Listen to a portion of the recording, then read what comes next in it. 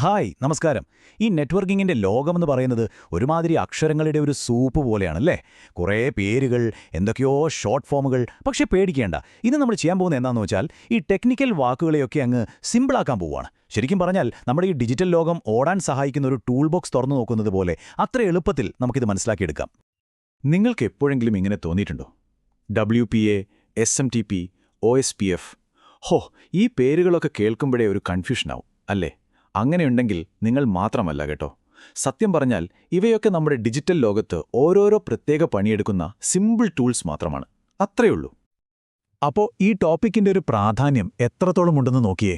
ഇതിൽ പറയുന്ന പോലെ ഇൻഫർമേഷൻ ടെക്നോളജി ഇന്ന് മെഡിക്കൽ ഫീൽഡിൻ്റെ അത്രത്തോളം, ചിലപ്പോൾ അതിനേക്കാളും വലുതായി കഴിഞ്ഞു. എത്രയെത്ര പ്രോഗ്രാമിംഗ് ലാംഗ്വേജുകൾ, പ്രോട്ടോക്കോളുകൾ, പ്രൊസീജറുകൾ, ഇതൊക്കെ ചേർന്ന് ഒരു ഭയങ്കര വലിയ ലോകമാണ്. അപ്പോൾ പിന്നെ ഇതിലെ ബേസിക് കാര്യങ്ങളെങ്കിലും നമ്മൾ അറിഞ്ഞിരിക്കേണ്ടത് അത്യാവശ്യമല്ലേ? ശരി, അപ്പം നമുക്ക് കാര്യത്തിലേക്ക് കടക്കാം. ഈ തലപുകയുന്ന പേരുകളൊക്കെ ഓർത്തു വയ്ക്കാൻ ഒരു സൂത്രപ്പണിയുണ്ട്. നമുക്ക് ഇതിനെയെല്ലാം ഒരു ഡിജിറ്റൽ ടൂൾ കിറ്റായിട്ട് ഒന്ന് സങ്കല്പിച്ച് നോക്കാം. ഓരോ പ്രോട്ടോക്കോളും ഓരോ പ്രത്യേക പണിക്കുള്ള ഓരോ ടൂളാണെന്ന് വിചാരിച്ചാൽ മതി. ഇന്റർനെറ്റിൽ ബ്രൗസ് ചെയ്യുന്ന പണി മുതൽ നമ്മുടെ നെറ്റ്വർക്ക് സേഫ് ആക്കുന്ന പണി വരെ എല്ലാത്തിനും അതിൻ്റേതായ ഓരോ ടൂളുണ്ട് ഈ കിറ്റിൽ. അപ്പോൾ നമ്മുടെ ടൂൾ കിറ്റിലെ ആദ്യത്തെ സെക്ഷനിലേക്ക് പോകാം. Basic tools. അതായത് നമ്മൾ എല്ലാ ദിവസവും ഉപയോഗിക്കുന്ന പക്ഷേ അങ്ങനെ വലുതായി ശ്രദ്ധിക്കാത്ത ചില പ്രോട്ടോക്കോളുകളാണിത്. വെബ്സൈറ്റ് കാണാനും ഇമെയിൽ അയക്കാനും ഫയൽ അങ്ങോട്ടും ഇങ്ങോട്ടും കൊടുക്കാനുമൊക്കെ നമ്മളെ സഹായിക്കുന്ന ടൂൾസ്. അപ്പോൾ നിങ്ങൾ ഏതൊരു വെബ്സൈറ്റ് എടുത്തു നോക്കിയാലും അതിൻ്റെ പിന്നണിയിൽ ഒരു ഹീറോയുണ്ട്. അതാണ് ഈ HTTP. സിമ്പിളായി പറഞ്ഞാൽ നിങ്ങളുടെ ബ്രൗസറും ആ വെബ്സൈറ്റിൻ്റെ സെർവറും തമ്മിൽ സംസാരിക്കുന്ന ഭാഷയാണിത്. ഈയൊരു ടൂൾ ഇല്ലായിരുന്നെങ്കിൽ വേൾഡ് വൈഡ് വെബ് എന്ന് പറയുന്ന സംഭവമേ ഉണ്ടാകുമായിരുന്നില്ല. അതുകൊണ്ടാണ് പല വെബ് അഡ്രസ്സുകളും HTTP എന്ന് തുടങ്ങുന്നത്. ശ്രദ്ധിച്ചിട്ടില്ലേ? ഇനി അടുത്ത ടൂള് SMTP. ഇതിന് നമുക്കൊരു ഡിജിറ്റൽ പോസ്റ്റ്മാനായിട്ട് കാണാം. നിങ്ങളൊരു ഇമെയിൽ അയക്കാനാ സെൻഡ് ബട്ടൺ ഞെക്കുമ്പോൾ ആ ഇമെയിലിനെ കറക്റ്റ് അഡ്രസ്സിലെത്തിക്കുന്നത് ഇയാളാണ്. ചുരുക്കി പറഞ്ഞാൽ ഇമെയിൽ സിസ്റ്റത്തിൻ്റെ നട്ടെല്ലെന്ന് തന്നെ പറയാം. ഡാറ്റ അങ്ങോട്ടും ഇങ്ങോട്ടും ഷെയർ ചെയ്യാനും നമ്മുടെ കയ്യിൽ സ്പെഷ്യൽ ടൂൾസ് ഉണ്ട്. ഉദാഹരണത്തിന് വലിയ ഫയലുകളൊക്കെ ഒരു കമ്പ്യൂട്ടറിൽ നിന്ന് വേറൊന്നിലേക്ക് മാറ്റണമെങ്കിൽ നമ്മൾ FTP ഉപയോഗിക്കും. ഇനി ഒരു ഓഫീസിലെ പ്രിന്ററും ഫയലുമൊക്കെ എല്ലാവർക്കും കൂടി ഉപയോഗിക്കണ്ടേ? അതിനാണ് SMB സഹായിക്കുന്നത്. അതുപോലെ നെറ്റ്വർക്കിലുള്ള ഒരു ഫയലിനെ നമ്മുടെ സ്വന്തം കമ്പ്യൂട്ടറിലുള്ള ഫയൽ പോലെ തന്നെ എളുപ്പത്തിൽ തുറന്നു നോക്കാൻ NFS എന്ന ടൂളും നമ്മളെ സഹായിക്കും. ശരി, നമ്മുടെ ടൂൾ കിറ്റിലെ അടുത്ത വളരെ പ്രധാനപ്പെട്ട ഒരു സെക്ഷനിലേക്ക് കടക്കാം. നമ്മുടെ സ്വന്തം സെക്യൂരിറ്റി കിറ്റ്. നിങ്ങൾക്കറിയാമല്ലോ, ഡിജിറ്റൽ ലോകത്ത് നമ്മുടെ ഡേറ്റയും കണക്ഷനുമൊക്കെ പ്രൊട്ടക്റ്റ് ചെയ്യേണ്ടത് എന്തുമാത്രം ഇമ്പോർട്ടൻ്റ് ആണെന്ന്. അപ്പോൾ അതിനുവേണ്ടിയുള്ള ടൂൾസ് എന്തൊക്കെയാണെന്ന് നമുക്ക് നോക്കാം. നിങ്ങളുടെ വൈഫൈ നെറ്റ്വർക്കിനെ ഒരു വീടായിട്ട് ഒന്ന് സങ്കല്പിച്ചേ. WEP എന്ന് പറയുന്നത് പണ്ടത്തെ ആർക്കും എളുപ്പത്തിൽ തുറക്കാൻ പറ്റുന്ന ഒരു പഴയ പൂട്ടായിരുന്നു. പക്ഷേ WPA അങ്ങനെയല്ല. അത് നല്ല സ്ട്രോങ്ങും സേഫുമായ ഒരു പുതിയ പൂട്ടാണ്. അപ്പോൾ ഒരു കാര്യം ഓർക്കുക, നിങ്ങളുടെ വൈഫൈക്ക് എപ്പോഴും WPA അല്ലെങ്കിൽ അതിൻ്റെ ഏറ്റവും പുതിയ വേർഷൻസ് തന്നെ ഉപയോഗിക്കാൻ ശ്രമിക്കുക. അത് വളരെ പ്രധാനമാണ്. ഇനി SSH. ഇത് നെറ്റ്വർക്ക് അഡ്മിനിസ്ട്രേറ്റർമാരുടെയൊക്കെ ഒരു സൂപ്പർ ടൂളാണെന്ന് പറയാം. എവിടെയോ ദൂരെയുള്ള ഒരു കമ്പ്യൂട്ടറിനെ നമുക്ക് ഇവിടെ ഇരുന്ന് കൺട്രോൾ ചെയ്യണം എന്നിരിക്കട്ടെ. അപ്പോൾ SSH ഉപയോഗിച്ച് നമുക്കൊരു സീക്രട്ട് ടണൽ പോലെ ഉണ്ടാക്കിയെടുക്കാം. എന്നിട്ട് അതിലൂടെ സംസാരിക്കാം. അതുകൊണ്ട് വേറെ ആർക്കും നമ്മുടെ സംഭാഷണം ഒളിഞ്ഞു നിന്ന് കേൾക്കാനോ ചോർത്താനോ പറ്റില്ല. VPN. ഇപ്പോൾ വർക്ക് ഫ്രം ഹോം ചെയ്യുന്നവർക്കൊക്കെ ഇത് കേട്ട് പരിചയമായിരിക്കും അല്ലേ? സംഭവം സിമ്പിളാണ്. നമ്മൾ ഉപയോഗിക്കുന്ന പബ്ലിക് ഇൻ്റർനെറ്റിൽ ഇത് നിങ്ങൾക്ക് വേണ്ടി മാത്രമായി ഒരു പ്രൈവറ്റ് റോഡ് ഉണ്ടാക്കിത്തരും. നിങ്ങളുടെ ഡാറ്റയൊക്കെ പിന്നെ ആ വഴിയിലൂടെ സേഫായി പോയിക്കോളും. അതായത് നമ്മുടെ ഓൺലൈൻ പ്രൈവസി സംരക്ഷിക്കാൻ ഇത് നന്നായി സഹായിക്കും. നമ്മുടെ സെക്യൂരിറ്റി കിറ്റിൽ വേറെയും കുറേ ടൂൾസ് ഉണ്ട് കേട്ടോ. VPNകളെ ഒന്നുകൂടെ സ്ട്രോങ് ആക്കാൻ IPsec സഹായിക്കും.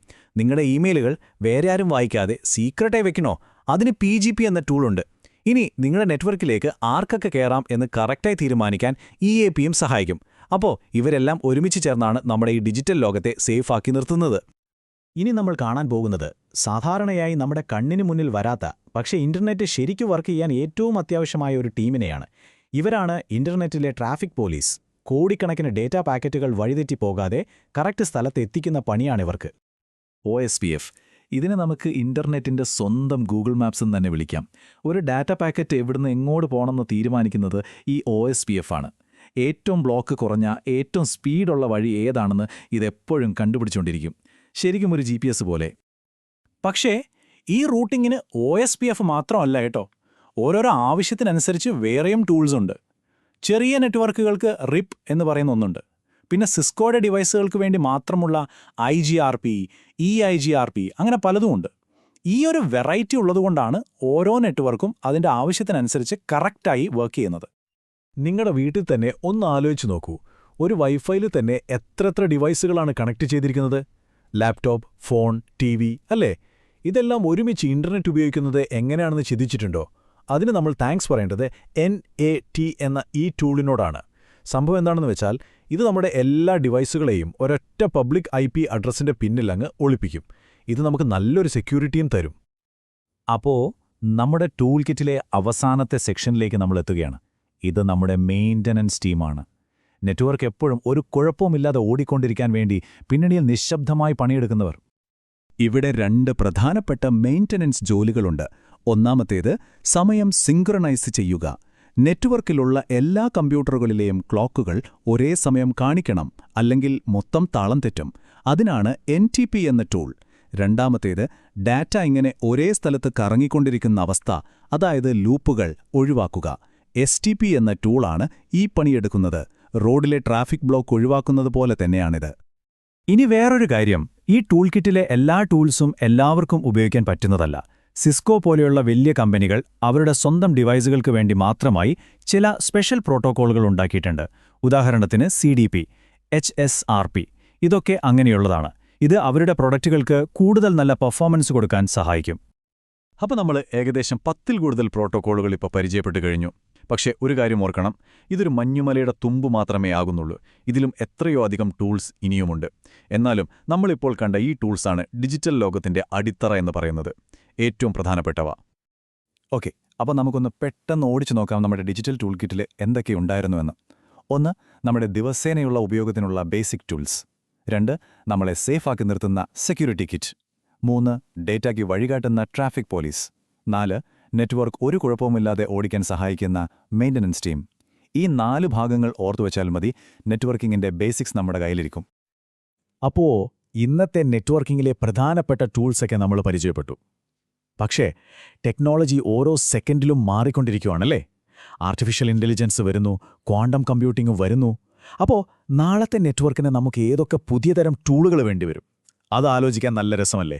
അടുത്ത തവണ കാണുന്നതുവരെ ഇതിനെക്കുറിച്ചൊന്ന് ചിന്തിച്ചു നോക്കൂ. നന്ദി.